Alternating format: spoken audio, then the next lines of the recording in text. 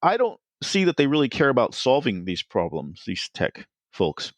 They are exploiting very real issues of concern in San Francisco to sell a very simple narrative of blame in order to take power.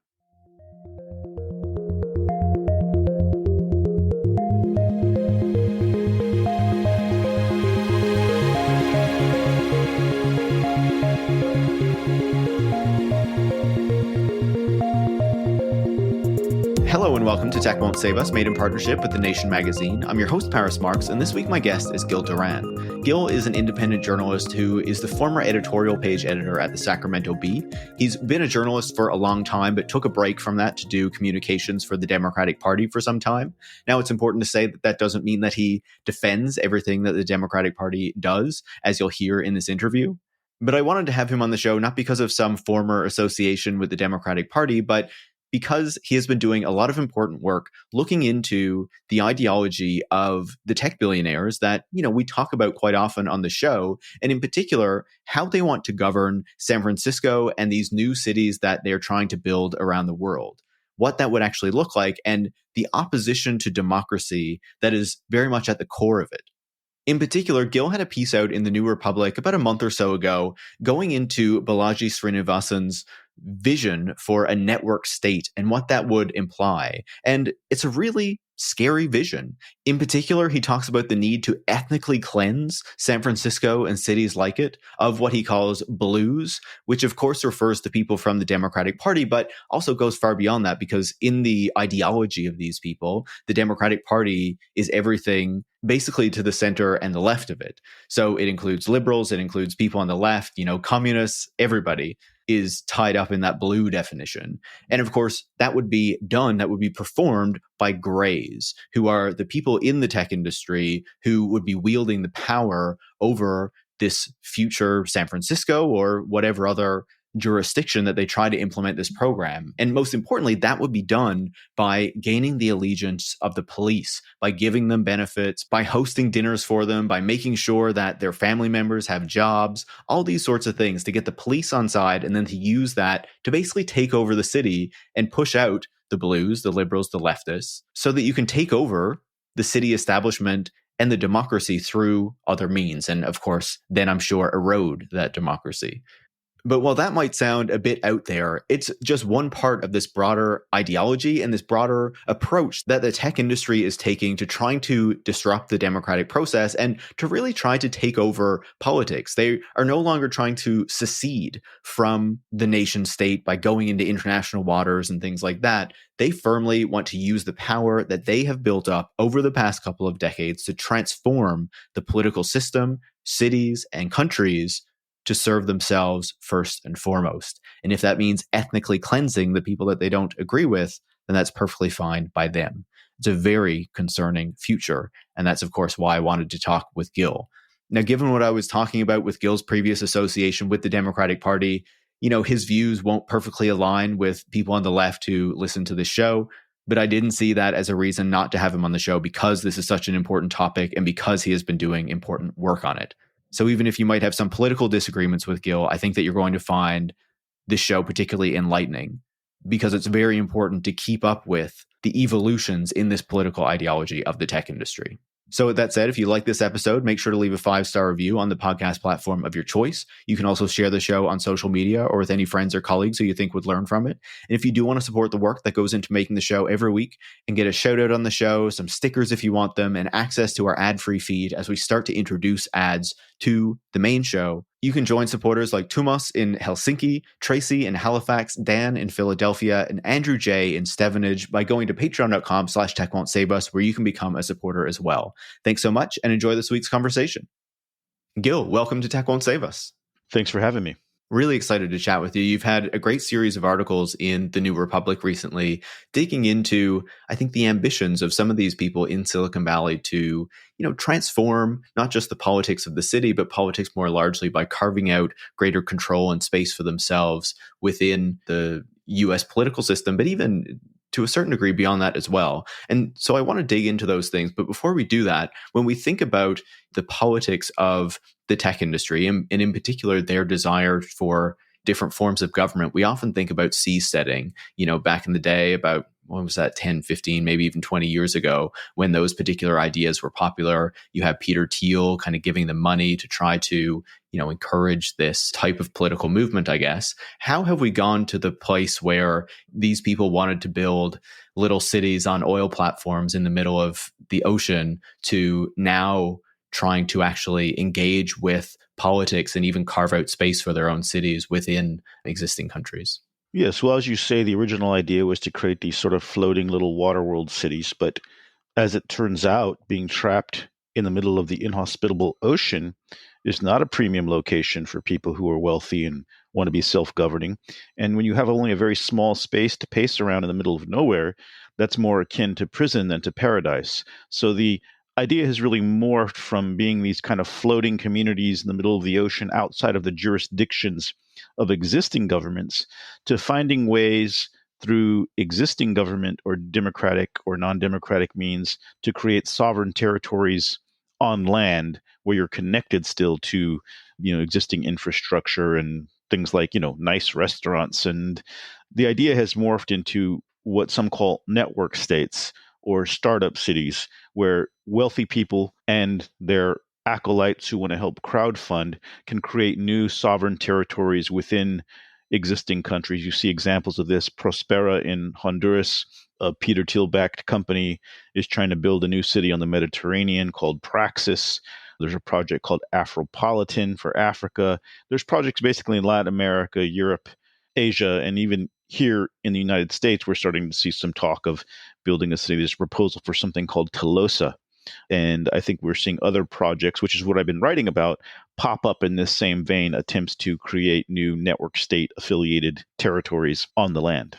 Yeah, it does feel like to me it's a real evolution of their politics and their power as well, right? Because in the past, they used to talk a lot about being libertarians and they wanted to be outside of the state and to not have to worry about the taxes and enforcement and things like that. And they didn't have the power to really shape government in the way that they have today with the many, many billions at their disposal and the power that comes with reigning over this dominant industry. So it feels like part of the reason we've seen this shift from, say, seasteading to, as you say, setting up these startup cities or network states and trying to carve sovereignty out of existing states is because they now have the power to do something incredibly different. Definitely. And that seems to be one of the main insights of Balaji Srinivasan, who's become an important thinker on this for a lot of these gazillionaire start your own country types, which is that you have all this amassed wealth in the cloud, in cryptocurrency, in these more volatile states. And the idea is you bring the wealth down from the cloud to the land and you buy real assets, real property, real estate. And with real estate, with buying massive amounts of property becomes political power traditionally. So, they think they're reinventing something, but again, the landed classes, the wealthy, have always known that you got to own things on the land. You got to own property. You have to own hard currency. And so that's kind of the idea here. And with the land comes political power. And I think they rightly see democracy as vulnerable to disruption. It's not clear right now in 2024 that American democracy, as imperfect as it is, will continue to be our governing system for the next decade or for the rest of the century.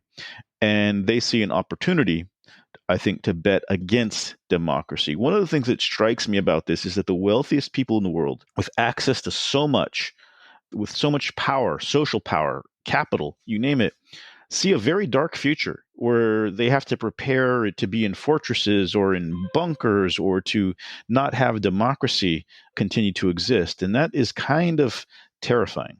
But it definitely seems to be an animating principle for a lot of wealthy people, not just the billionaires. I know a few people who are not famous centimillionaires or whatever, but they all have their little bunker, their little setup, their little disaster situation planned out. And that seems strange to me because most of us are not in that position. The more conscious of us know that you got to have 3 days of food and water because we do live on a big earthquake fault. But it seems to me that the wealthy are very pessimistic about the future and are planning for a future in which everything is very different. And that's an important thing, I think, for the majority of people to be aware of. But most of us are too busy paying the bills and getting through life to think about the grand apocalypse and how we're going to seize power and wealth further and profit from that situation too. Yeah, as you're describing that, I'm trying to think back to like when we really see this shift. Like, I know that Peter Thiel has been skeptical of democracy for quite a long time and has been open about that. And we've seen people in the tech industry working on these bunkers or trying to buy citizenship to New Zealand for a number of years now. It's not a wholly new thing, but I think that their kind of catastrophizing has become more intense in recent years. You know, you have talked a lot about Network State, this book that Balaji wrote.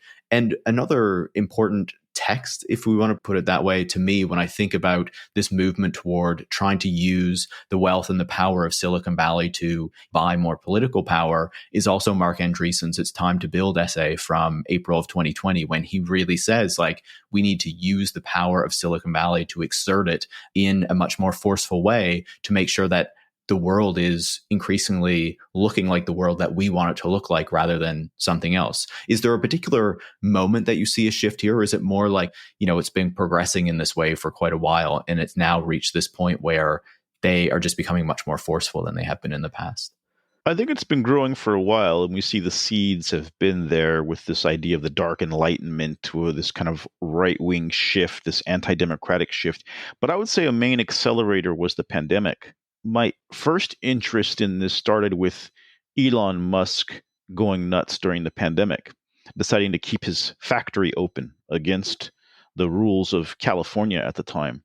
And what amazed me the most about that was that the governor and the state, which had been closing down restaurants and all these other businesses for trying to flout the laws, sat there and allowed Elon to do as he pleased. And that was shocking to me. I was very critical of it at the time.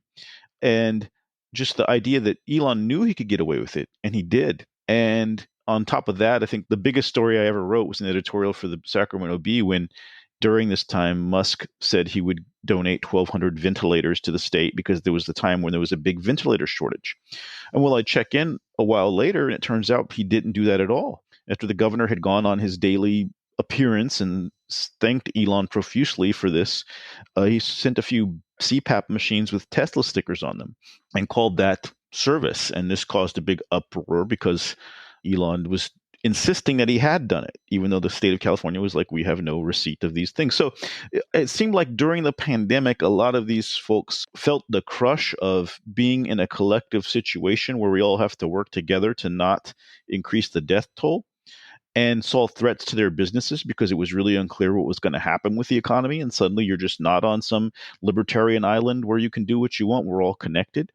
And I think some of them, like Elon, broke the rules, and so they could actually do that. No one's going to stop them. And after that, you know, during this time is when I guess Balaji's writing his book. And so that really marked the beginning of Musk's public shift to the right and the far right. And I remember 10 years ago being an admirer of Elon Musk, thinking he was somebody trying to do good in the world. And as someone who has done public relations and politics, it's not clear to me why you would need to constantly trumpet these beliefs to everyone. You could a lot of CEOs and corporate types privately have very right-wing beliefs, but they're really making a push to shift the Overton window to radicalize more people, especially I think young white men and people who see a path for themselves in tech, and make it clear that to belong in this club, you have to be an adherent to these beliefs, right? That's what they're doing. And so I really view the pandemic as where they saw an opportunity to kind of take the mask off and go full force, because now people know big bad things can happen that affect the whole world. And millions of people can just die. And suddenly there's rules. You can't go outside without a mask or whatever. So to me, that was the moment when everything kind of came to the forefront. Of course, it was there all along, but you didn't really see everybody rushing to telegraph their extreme and radical and strange beliefs before that on the scale that we're seeing now. Yeah, I agree with you on that. I think that the pandemic was a real accelerator, that these beliefs were there, but they became much more open, much more public during the pandemic. But I also think that there was that piece of radicalization where they took kind of another step down that path of wanting greater control, greater power, in part probably because they saw that the state could play such a powerful and important role in their lives, could change so much about so many people's lives. And these people who have this inherent libertarian tendency, at least, they do not want to be trod on, or they do not want to be affected, even if they can feel like they want to have the right to do whatever they want to other people, right? Which is often something that you see with these tech folks. So you've talked about Balaji and the network state. In this book that he wrote, what does he lay out for his vision for societies, for cities? What does he think this future that the tech people are going to build will actually look like? Well, the idea is that in the future, the United States and other democracies like it will be kaput. They'll no longer be powerful or useful. And in their place will rise up these sovereign mini nations and network states that are created by wealthy tech people and their crowdfunding acolytes.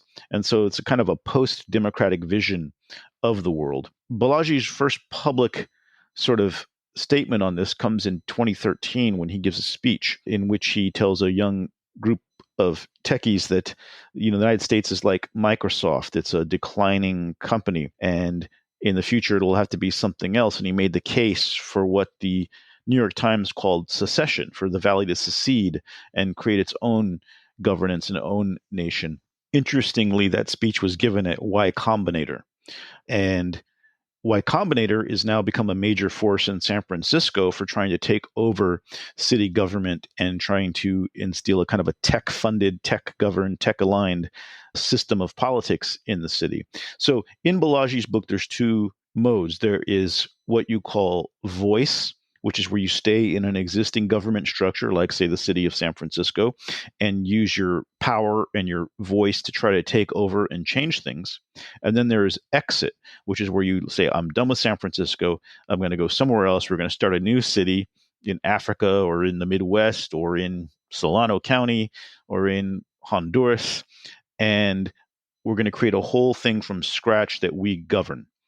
And so it's interesting that Y Combinator, where he started the speech, is now at the forefront of this movement in San Francisco. Gary Tan, the current CEO of Y Combinator, back in 2022, shortly before becoming CEO, directly said that Y Combinator is an example of what Balaji talks about when he says the network state. So that's the idea. Use your money and your wealth to create new sovereign zones.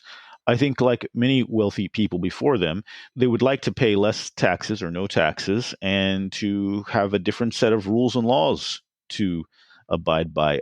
My interest in this topic really deepened, and I would credit this book with really getting me started on this path. Crack Up Capitalism by Quinn Slobodian, a Wellesley historian. And he writes about how, for centuries, the wealthy and the capitalists have found ways to create zones where the rules are different. Look at like Hong Kong or China's special economic zones, or, the Cayman Islands, or there's all these little zones where laws work differently and where the wealthy have found sort of a haven to protect their wealth from taxes or to evade certain laws. Dubai, for instance, has a whole zone where there's no labor unions and there's a tax-free holiday for 25 years if you incorporate there. So it's taking that idea of these special zones and creating a new form called the network state, or, a sovereign nation state.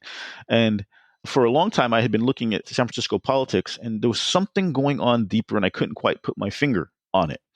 And when I ran across Slobodian's book while reading the New York Review of Books, and then I got the book and read it, that book talks about Balaji's book, and I got Balaji's book and read it. Suddenly I had the language and the ideas and the words to see what it was that I couldn't figure out before.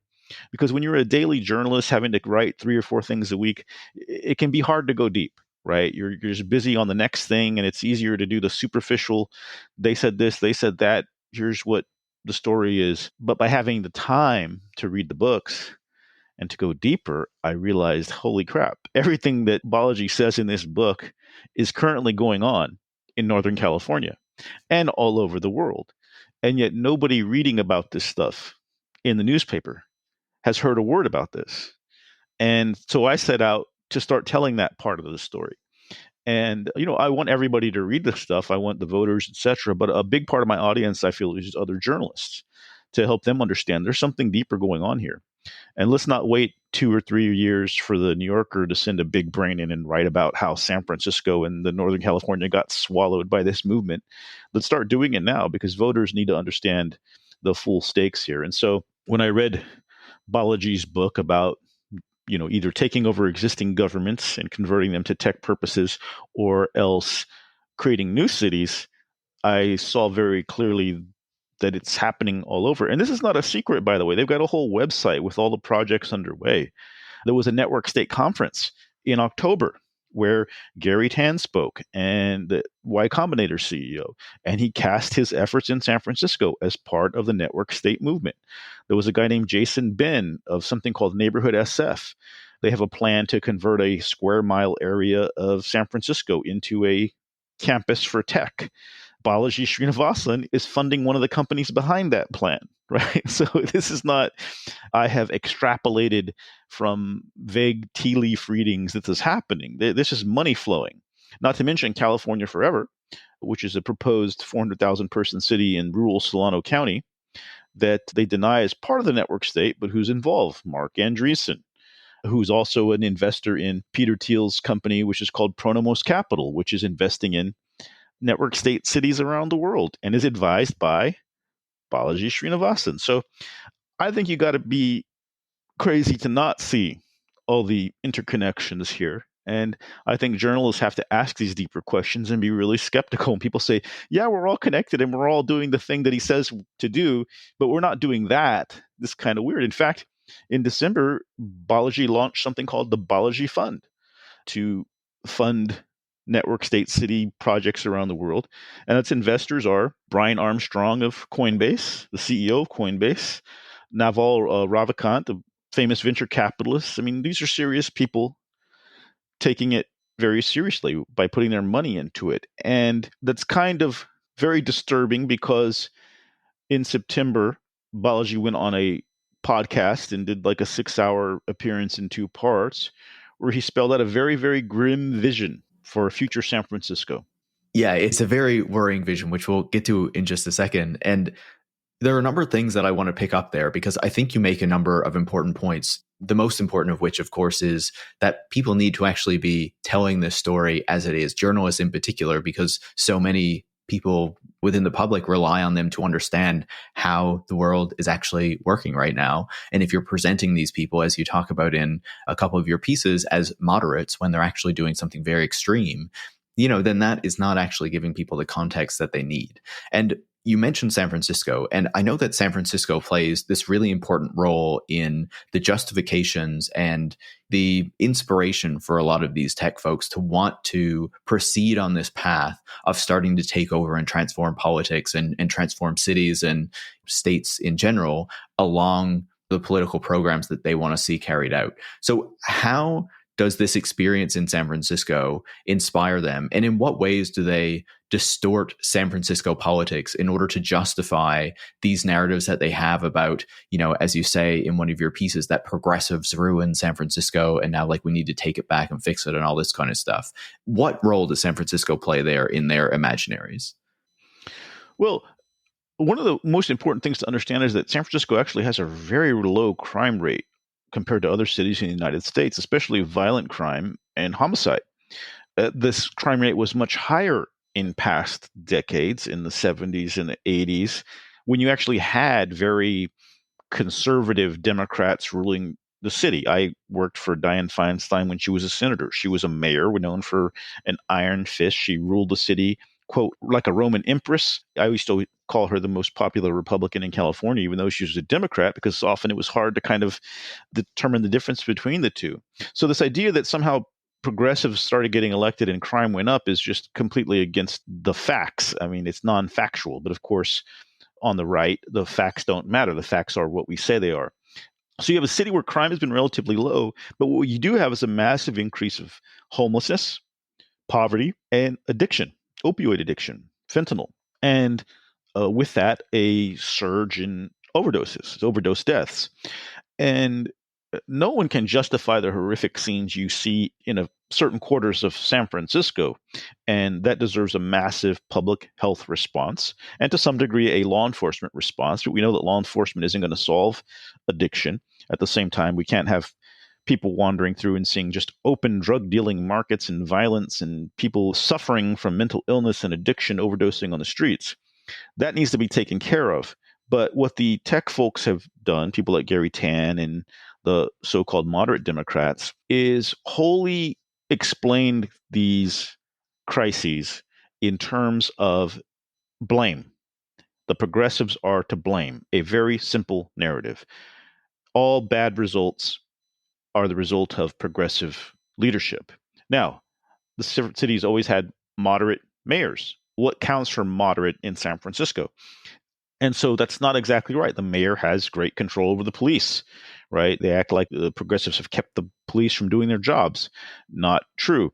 We've seen sort of a massive work slowdown or stoppage since the George Floyd protests, and that's been happening here as well. And so what they did back in 2022 was decide that the new DA, Chesa Boudin, was the scapegoat. He was to blame for all crime, all problems in the city, even though he'd only been in office for about a year, and actually crime was sort of coming down from the pandemic highs. And they were successful in recalling Chesa Boudin. And so basically what they've done is a very old Republican trick. Progressives are weak on crime, no matter what the statistics say. And therefore, the way we solve crime is to get rid of the progressives, ignoring the fact that crime is actually higher in Republican states. The overdose rates are even higher in Republican states like Indiana, Ohio, West Virginia, etc. Conservatives and Republicans and right-wingers have not found a way to solve these problems. But that part of the story never gets told. It's just that the moderates blame the progressives, and that's kind of the general conflict here. Interestingly, the one Democratic state that tends to be the highest crime rate is New Mexico, which also incarcerates more people than almost any other place in the world per capita, right? So if prisons solved crime, then New Mexico would have a very low crime rate. But again, I'm arguing facts and statistics and data, and that doesn't really matter to these folks. And they've done a very good job of convincing people that if we just take out progressive politicians, things will get better, even though they're not. They took out Chesa Boudin, and then the OD rate went up, right? Like, so he was not responsible for that. And so basically, I don't see that they really care about solving these problems, these tech folks. They are exploiting very real issues of concern in San Francisco to sell a very simple narrative of blame in order to take power. And in normal terms, as a former political strategist myself, I would wonder what the end game is, because anybody who's ever been in a campaign knows, well, shoot, then you're on the hook for results. Then you got to solve it, because in 4 years, it's your fault. As far as I can tell, the end game is to push out all the poor people and all the problems from San Francisco to somewhere else and call that victory. So it's not about solving the problem. It is about sweeping it out of the city with the help of police and new rules and laws, and apparently the acquisition of property, buying property so that you have new control over entire blocks or parts of the city. It's certainly a concerning vision, especially when you get into the more extreme parts of it that, are expressed in the network state vision, right? We can see what you're describing as, the type of thing that they would want to do as a policy that we've seen some Republican governors and I'm sure mayors as well try to carry out, where they try to get migrants or homeless people and move them to other cities to get them out of their jurisdictions. Of course, I think it's Texas and Florida have been doing that to a certain degree, in the past year or so, but it's not wholly a new tactic. However, when we look at the network state vision for society, what we see is something much more extreme, where Balaji is really breaking down the different parts of the population by color, the grays, the blues, and the reds, and is even talking about a tech Zionism or the ethnic cleansing of somewhere like San Francisco to get the blues, referring to the left, liberals, Democrats, out of there in particular. So what do you see in this more extreme vision that he's laying out, and how does he hope to implement something like this in a city like San Francisco? Well, when you read the book like The Network State, the ideas are pretty radical, but he kind of kept a lid on some of the harsher and more disturbing parts of his apparent vision. When I went down the Balaji rabbit hole, started looking up his, voluminous podcast appearances on YouTube, and I found one from a podcast called Moment of Zen in September of 2023. The first part is like 2 hours, and the second part is about 4 hours. And as I listened to it, I was so shocked by what I was hearing that I kept pausing it and having a friend come over and say, "Could you listen to this and make sure that like that was actually just said?" That's how disturbing some of this stuff was. I couldn't believe someone would actually say this on tape. It felt like a dream. And so I ended up making an entire transcript and going through it.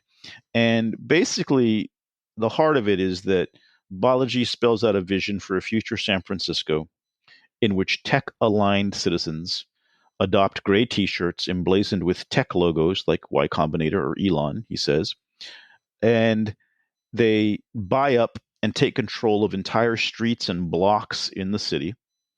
And they also develop a system of basically bribery where they feed the police officers at a big banquet every week and also guarantee jobs for the police officers' kids and siblings and family members, no matter where they are in the country, so that the police will be on the side of the tech-aligned grays. And the police who are aligned with the grays will get special uniforms created specifically by the grays to demarcate the tech-aligned police officers. And they will, quote, push out all the blues, the Democrats, and put up signs to show which parts of the city are under gray control. He talks about a system where you have to swipe in with a special ID card, and that this is something that doesn't have to be done through democracy. It can be done by buying up property and creating basically walled neighborhoods. At some point, there will be such a large number of grays that they will hold something he calls the Gray Pride Parade, marching 50,000 strong in their gray uniforms with their police officers with Anduril drones flying overhead in formation and bubbling genetic experiments on beakers, which doesn't sound like a very good thing to do in public. And also statues will be erected to remind people of the horrors of democratic governance. All the streets will be renamed for tech figures. And this was the vision he laid out in this thing. And, you look at that and then you see this group called City Campus trying to create a 1 mile zone of the city that's dominated by tech. And you see that the guy who said the thing about the Gray Pride Parade is an investor in the Solaris Society, one of the three companies behind this. And it raises some alarm bells. Yeah, naturally so. That vision that you laid out, when I first read it, like my mind was blown. I knew that these people had these really extreme visions for what societies under their control should look like. But this seemed like a real step forward. Like, what you're describing there sounds like an apartheid system where you have different classes of people that have access to different parts of the city and that have different privileges within the city based on whether they're grays or reds, of course, which refers to Republicans. I believe, if I remember correctly, they're allowed to attend the Gray Pride Parade, but the blues are not. And then even to the point of talking about creating propaganda, anti-blue propaganda that is kind of put out to citizens to help encourage turning people against those people who have more like progressive or left-wing views. It is a very concerning thing to be hearing from people who command such wealth and power. Balaji is a billionaire, as I understand correctly, and there are many other people in Silicon Valley who are aligned with him. What does that say about the direction that tech is going? Well, it's pretty disturbing that the people who have the most are somehow making themselves out to be the biggest victims. And, in January, Gary Tan went on Twitter and tweeted "Die slow" at 7 progressive supervisors on the board of supervisors. And apparently he was drinking at the time, and it was some Tupac lyrics. So this anger, where does it come from? And I thought, if you feel this angry with hundreds of millions of dollars, how do you think it feels to not be wealthy in this country? How do you think it feels to see like even the middle class dream slipping away from you?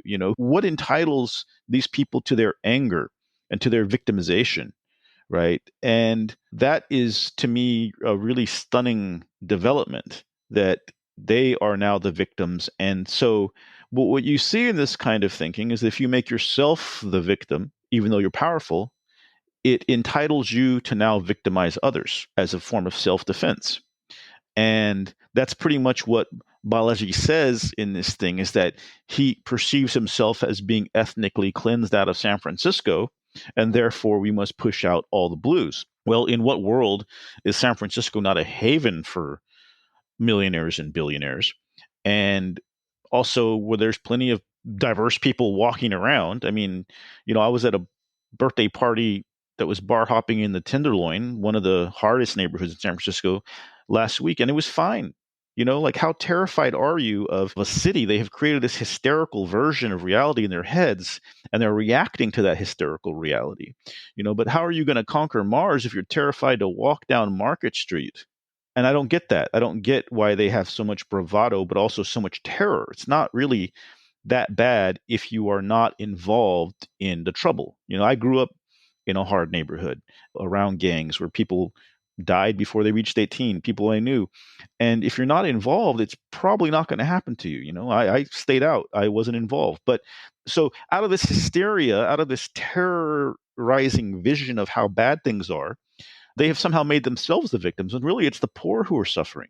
It is the traumatized and the broken who find themselves in the Tenderloin looking for a fix that's going to kill them. And that's a huge problem. And I don't think it's acceptable to see that kind of suffering. And I do blame the Democratic Party, the leaders of the Democratic Party, progressive and moderate, for allowing the situation to get to this point, right? And I don't agree with the Fox News and Daily Mail constantly making it into a product. They should also be in West Virginia, Ohio, Illinois, Kentucky, right? Because it's a problem there too, but it just becomes this partisan game instead of how do we solve this? How do we alleviate the suffering and reduce the death toll? And one of the things that I don't respect about the tech folks at all is that they claim to be in alignment with science and advanced thinking, and yet they're against the scientific evidence-based solutions for addiction. They just want police in jail, as if jail doesn't have drugs in it. In fact, the mayor, who has taken this turn toward being a tech-aligned gray to the most part, her brother was doing time in a state prison, and parole chances were reduced because he got caught with heroin in his prison cell. Right? There's heroin. Everybody knows there's drugs in prison. So I don't understand why they're so far afield. They've really taken this kind of right-wing political positions. But I think I'm grateful to Balaji for saying all this stuff out loud, because the moderates are not blues. The moderates are grays, right? And grays are closer to reds, but grays despise blues. So he's really giving us the names and the framing to understand what it is they're talking about. I actually have a piece pending publication that's going to talk about the word moderate and what it really means. I do a lot of work with George Lakoff, the cognitive scientist, and there's no such thing as a moderate ideology. There's not one platform all moderates agree on. So you have to do a different level of analysis to understand what it really means. And in San Francisco, it means Democrats who have embraced right-wing policies. The word moderate, though, gives people the impression that there's some kind of middle ground consensus position, and that's a completely false idea. And so it's called hypocognition, when you don't have the words or ideas to express what needs to be expressed. And so it's time to cure the hypocognition. And I think gray is a great place to start. Yeah. And I feel like, when you talk about why are these tech people radicalized, you talk about how there are real people who are struggling, not just in San Francisco, but around the United States and many other countries in the world, as inequality has grown, as their opportunities that are available to them have shrunk, as the cost of housing has kind of skyrocketed, as people have gotten addicted to these drugs and have found it very difficult to get off of those addictions because the supports and things are just not there. But these tech folks, they act like they are the victims simply because society is a bit more critical of them, or they might be facing some higher taxes or regulations on their businesses or things like that, right? It's completely divorced from the real difficulties that real people face. And it feels like this is a real key piece of their victimization, right? Because in some of the pieces that you've written, you talk about how Balaji and Gary Tan of Y Combinator, and you see this more broadly within this kind of aspect of the tech industry, or this piece of the tech industry, where these billionaires are so directly focused on the media and journalism as these kind of great evils in society, because they are used to journalists treating them very positively, boosting their products, saying that they are the most amazing people in the world. But recently there has been a turn where people are more critical of the tech industry and what they're actually doing to the world. And it feels like this is a key source of, that victimization that you're talking about. Definitely. The idea they have of the press is a glowing coverage. Criticism cannot be tolerated, and that is something I wrote about in my recent New Republic piece that focused on Balaji and his philosophy. Was journalism has to be overthrown and destroyed. It has to be replaced with what he calls a parallel form of journalism. That is, journalism controlled by tech plutocrats to serve the interests of tech plutocrats, which is basically propaganda or PR, not journalism. Yeah, we might have seen a preview of that with the Twitter files, right? The Twitter files, all the work of Michael Schellenberger to try to undermine the media, Elon's constant attacks, and Balaji even talks about stripping all the blue checks away from people with Twitter. A lot of those people were journalists, giving the blue checks over to trolls and anybody who'll pay $8. How do you displace existing systems of recognition or significance and in their place put your own servant toady forces to replace that? And yeah, so it's all about creating a parallel media where people cannot perceive reality from disreality because they're fed something that is serving tech purposes. And, just as the early version of tech's dominance sucked all the revenue out from under journalism and newspapers, now there's this kind of attack coming over the top on the very credibility and legitimacy of journalism in the first place. In fact, in his long podcast, I was surprised to find that Balaji went off for a good amount of time on Ida Tarbell, who was a muckraking journalist in the early part of the 20th century. She died in 1944. He goes on about Ida Tarbell ruined everything. Well, what did Ida Tarbell do? Ida Tarbell exposed the workings of the Standard Oil Company, and their corrupt and monopolistic practices resulted in the breakup of Standard Oil. And in fact, her work led to the creation of a law that created the SEC, which is the great bane of a lot of these tech folks and crypto folks, right? And so you're still mad about Ida Tarbell? That's just amazing. And that tells you a lot. Journalists are there to expose corruption, to expose wrongdoing, to hold the powerful to account. And that's a huge problem for these people who wish to do as Rockefeller did, or, have the Gilded Age and the robber baron era return with fewer obstacles to success. And guess who just bought idatarbell.com? I was very surprised to find that it was available, and I have another project coming soon that will make full use of that and remind journalists of who we're supposed to be and who our heroes are. It was funny, when my New Republic piece came out, Balaji went on a big attack against me on Twitter, wrote a whole essay, and kind of alleged that I must be getting paid by somebody to do this work, which is hilarious because you know what freelance rates are? We're talking about like a few $100 for months of work. I'm not doing this for money. I'm doing it because I love my community, because I love my country, and because ever since I was a little kid, I wanted to be a journalist. And this is what journalists are supposed to do, right? If I wanted to make money, I'd go work for them. Apparently, it's great to go from the Democratic side to the right-wing side, and suddenly your Substack will make millions and millions of dollars. But fuck that. Yeah, they'll praise you if you do that, right? When you talk about the journalistic side of this, obviously another person who you've said has really been at war with journalists is Gary Tan of Y Combinator. I was wondering if you could talk a bit about how, Y Combinator is, I think it's something that most people see as this kind of startup incubator, or, at least what it originally was. How is this being transformed and kind of used in the local political arena in San Francisco? Well, this interesting thing happened back in 2022. This crop of sock puppets popped up, and they were dubbed the Wenzels because a few of these sock puppet accounts had the name Wenzel. And they were sort of AI generated, or a few used the pictures of dead actors from Asia. And the Wenzels were a group that seemed to kind of be a very tech bro-y group of trolls, angry at Democrats, stoking division and polarization, and trying to kind of model this behavior that these angry tech voices should be constantly pushing back. Well, some savvy people in SF cataloged all the Wenzels, showed how they were related, and the Wenzels soon disappeared. But what's interesting to me is that in a way the Wenzels have reappeared now, because now the name of the game is it's the angry right-leaning trolls with a blue check by their name and their company bio in their name.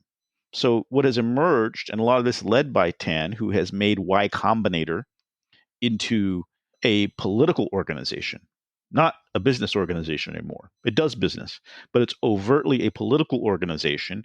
And there's all these little followers behind him who are doing the same thing, right? I'm going to use my position as some CEO of some startup, probably one that wants VC capital or Y Combinator funding or something, and I'm going to make my company and my face the voice of this angry thing. So you've seen this sort of emerge, a trend where you don't keep your politics to the donations and to the back rooms at the fundraisers, the VIP suite.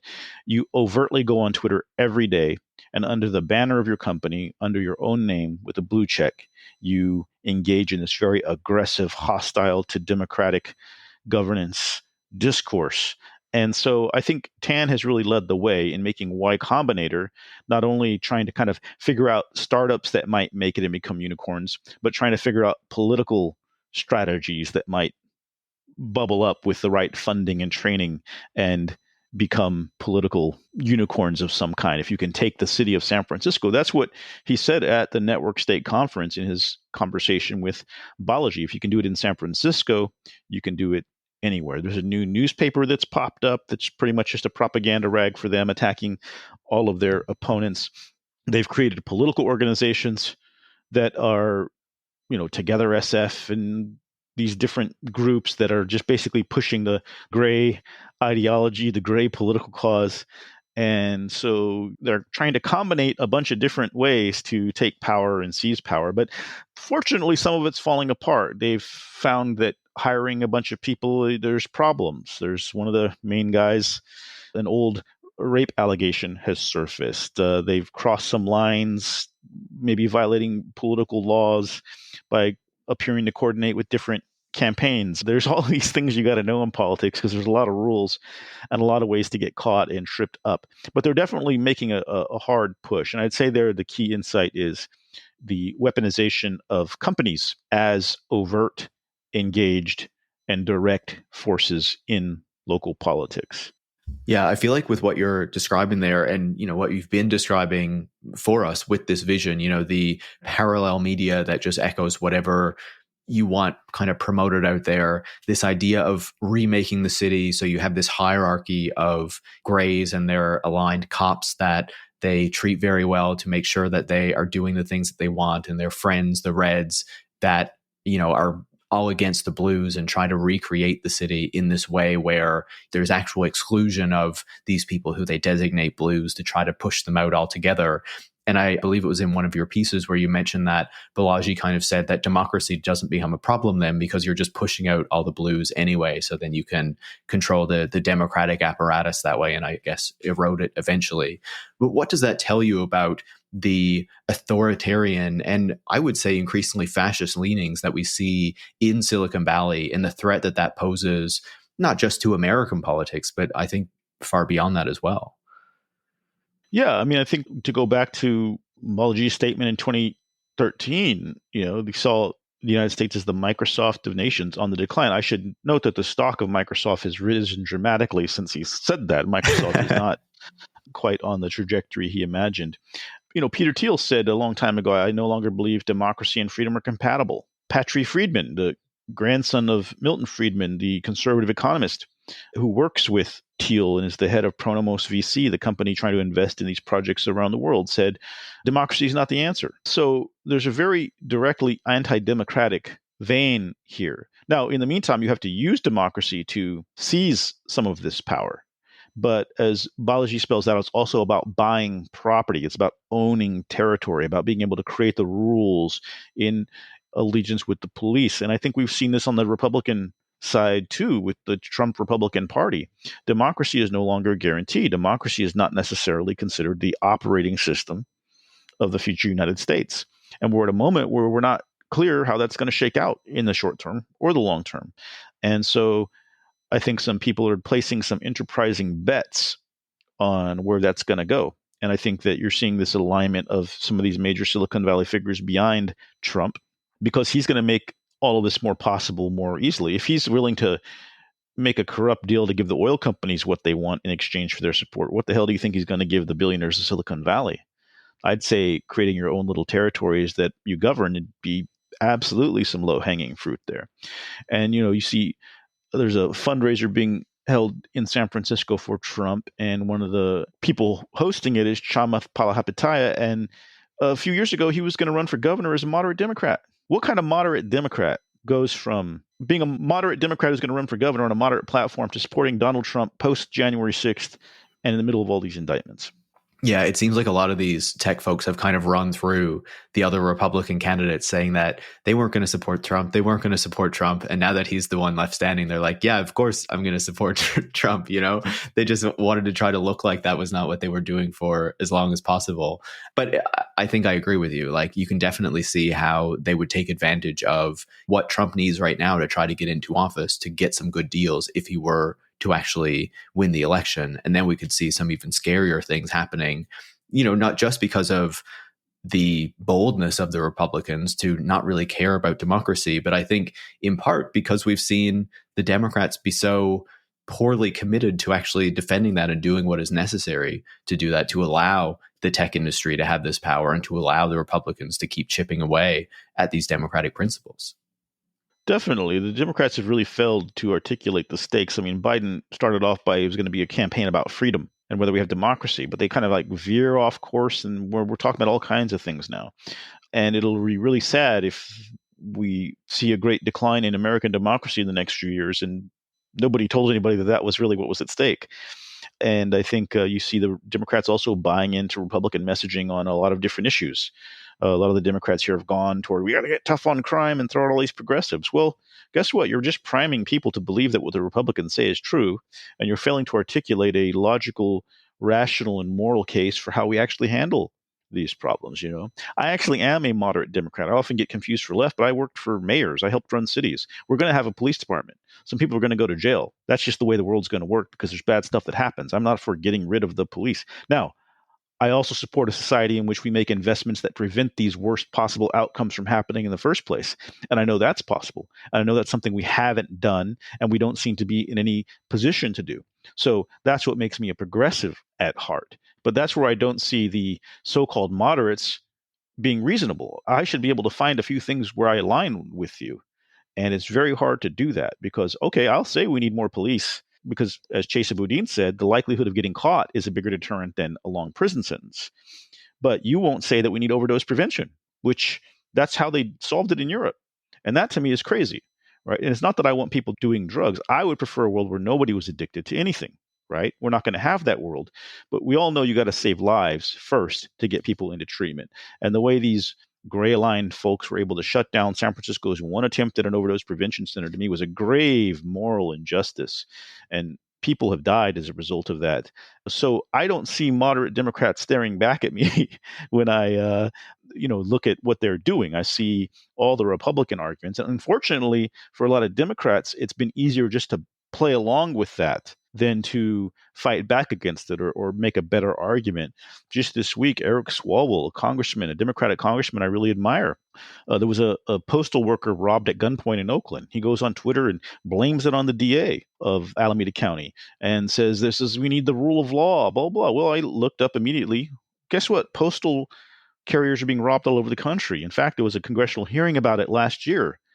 It's not just in California. And in fact, I went to a funeral in 2005 of a postal worker who was killed in a carjacking. So this is not something new that happened because of the progressive DA. And in fact, it's federal law that protects postal workers. So it's actually the feds who should be hunting and prosecuting it. This made no sense, but it was just that easy to go on and tweet some really Republican talking points blaming Democrats for crime, which if we get into a game where disinformation and propaganda and the blame game are the coin of the realm, the Republicans are going to win.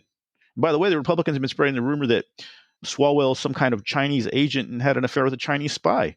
I don't see any evidence that that's true, but should I wonder if maybe it is because somebody said it? I mean, so I kind of went at Swalwell a bit on Twitter, but I do see Democrats, for the sake of ease, buying into it and wanting to just scapegoat the progressives.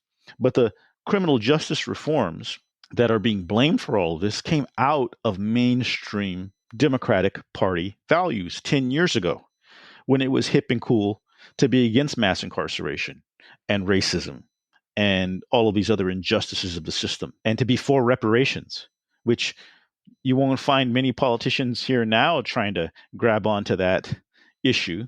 But during the George Floyd protests, when they were all on their knees and wearing kente cloths, they were all over it, right?